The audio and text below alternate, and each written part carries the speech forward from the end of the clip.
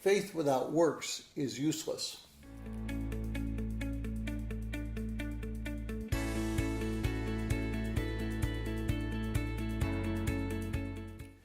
Well, if you're joining us in reading this 6-day reading plan, today's reading is James 2, 14 through 18.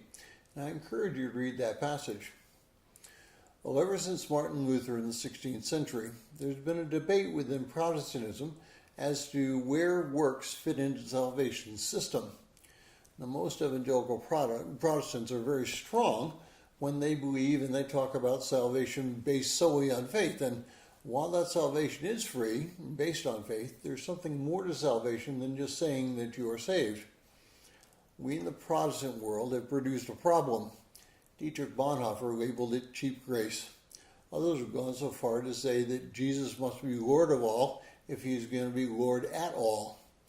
But even though we have a firm belief that lives must change and a changed life will exhibit the fruits of the Spirit, Galatians 5, 22 through 23, we then mitigate that by not discipling those who come to Christ and having them gain a full understanding of their responsibilities. Well, it's difficult to discuss the subject without red flags going up all over the place and walls coming up as a defense mechanism. But one thing is true.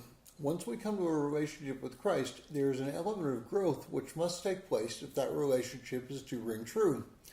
Now, obviously, we cannot tell a person's heart, and someone who is giving, loving, gentle, etc., may not have a relationship with Christ at all. Another would be considered rough around the edges, so to speak, and they might have a growing relationship with Christ and has come a tremendous distance from when he first began that relationship. All this requires spiritual discernment. So, how should we respond to our faith responsibilities in Christ? Well, first we should be repentant.